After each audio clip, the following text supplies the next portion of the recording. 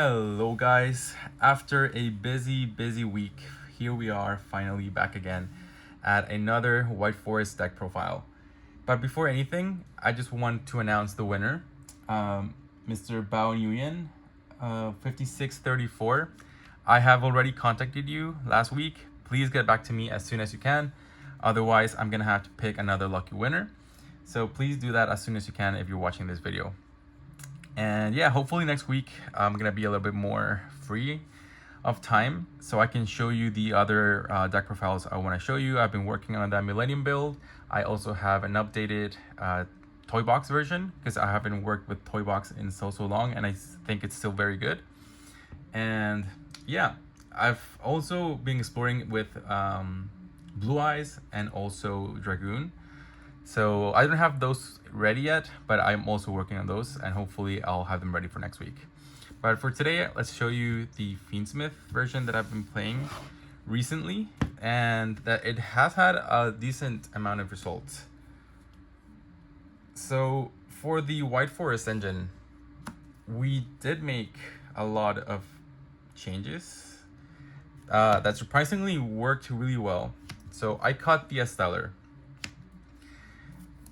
Personally, for the Fiendsmith version, I don't believe a Stellar is needed at all.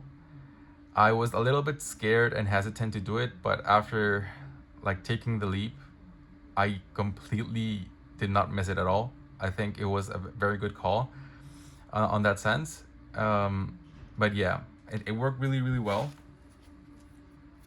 Also, playing with only one Tails and the one Woes. It also it worked really well. Surprisingly, I didn't miss any of the other things because Scourge, while it's a good card, if you're playing the Fiendsmith, you don't really need the Scourge. So yeah, it's a lesser brick kind of, because if you play the Fiendsmith and you see Scourge, it's not really that helpful. So yeah, this is for the White Forest lineup. The ratios, I think they're fine like this. We don't really need to bump LZ Azamina to 2. It's just fantastic. And then for the Sinful spoils, I have the 2 witches because I still think 2 witches is better for consistency. The 3 wanted, the 1 deception, the 1 Sinful spoils of the White Forest. This card is amazing in this build because you can actually use it to summon Saint Azamina or Moragina. Either one of those you can fusion summon and using Desiree and any other of the White Forest synchros. So it's really good. And I'm still in the 1 Susurrus of the Sinful spoils. I still think this card is amazing. I think it's such a good card. It's just so versatile. It helps you OTK, it helps you defend, it helps you attack, it helps you dodge hand traps. It's just really good. And also the 1 Sinful spoils of Slumber Morian, also a very versatile card. Although recently, for this version, I don't think it's doing as well as the other version, so maybe I'm gonna cut it. But it's still a very good card. Having an additional Book of Moon and an additional resource that it can reset itself, it's also very good. And of course the 1 Hollowed Azamina, because we're still playing some of the fusions, so we do need this card. That's it for the Azamina slash Sinful spoils engine. For the Fiendsmith engine, I'm only on 2 Engraver, the 1 Lacrima, and the 1 Sanct. So here it's a little bit budget. I know Lacrima spiked in price recently, but Engraver I think is pretty affordable now. So if you want to try it out, I think you can do it with this lineup. I didn't really choose Tract over Sanct because the whole point for me of playing the Fiendsmith engine is to help us play around Droll. So it's just really unfortunate that you draw Engraver and then search the Tract, and then it's Droll, and it just beats the whole purpose of including the engine, in my opinion. So tracked is just good because even if you open with the engraver, you search this, they pitch Droll, you can still do the full Fiendsmith combo with this card alone. And Lurie is just a brick. You don't really need it, and it also like beats the purpose of playing around Droll, because if you draw Lurie, then you're almost committed to your normal summon, and you have a lot better normal summons in the deck. So yeah, that's the reasoning behind it. I think it worked perfectly.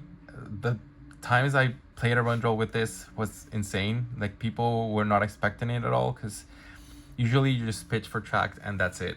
You're pretty much locked into your, like, touching your deck. But I think tracked helps you a lot to do that. That's it for the Fiendsmith engine. For non-engine, the 3 Droll still, because Droll is very relevant here. The 3 Ash. I am playing the 2 Veiler now. It's just because you can search it in this deck, right, with Arciela, and it's also a spellcaster.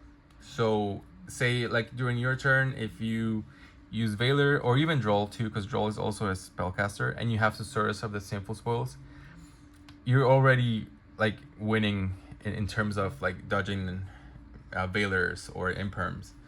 So it's really, really good in that sense. I'm also playing the 3 Forbidden Droplet, the 1 Cross Out, the 1 Called By, the 1 Talents, and the 2 Black Goats. So it's 40 cards total. I am not playing Imperm, as you can see. So that's another big change. I do want to know your opinion on this, because we are playing the Cross Out, and Imperm is one of the most common and most used hand traps right now. And not having it as a cross out target sometimes was painful, but Droplet also did a lot of work. Like, Droplet alone helped me play around Ryziel and Malice. Like, it was just crazy. It's such a good card. Maybe the other option I was thinking about is maybe put this on the side and just still play the Imperms, just to have them there, because it does, like, it does suck when you like, they Imperm you and you have the cross out, and you could have done something, right? Or maybe just cut out the Veilers and put the Imperms instead. That could also be. But I do like the synergy between Veiler, Droll, and Susurrus of the Sinful Spoils. So yeah, let me know what you think about that. It could be either Droplet or Veiler, and we can play the Imperms. Maybe bump it to 41, cut the Veilers, and play the 3 Imperms. That's it for the main deck. Again, 40 cards. For the extra deck, still the 3 White Forest Synchros, the 1 Chaos Angel. I think that's pretty standard. If you're not playing these 4, I don't think it's a good idea. They're all pretty much necessary. For the Sinful Spoils Azamina fusions, the 1 Murcielago, the 1 Ila Sylvia, the 1 Saint Azamina, and the 1 Moragina. Really good. As I mentioned before, you can pull out these 2 with the Sinful Spoils of the White Forest. Usually you would go for Saint Azamina, since Saint Azamina can cheat out Moragina. But alternatively, you can cut out Saint Azamina to put something else in, and you can still summon the Moragina if you prefer it that way. And for the last fusion, of course, the Desiree, because we are playing the Fiendsmith. And of course, the rest of the Fiendsmith package, the 1 Moon, the 1 Requiem, the 1 Sequence, and the 1 Agnum Day. Yeah, just like putting a lot of work. This helps you OTK as well. This thing with 58 is really good in terms of attack power against like Blue Eyes. Like, you can just leave this alone on the field, and it's gonna be pretty much impossible to run over, especially if you can target it. And it forces a lot of interactions. Like, for example, I remember up against Blue Eyes, you force them to use the Primite, what's the name? I think it's Meteor Primite. Well, the one that negates and banishes. they have pretty much to target this first, and then like if you lose it, then I guess it's fine, as long as you can finish next turn. And then for the last two pieces, the one SP Little Knight and the one Typhon. SP, it's just like a utility card if you need it.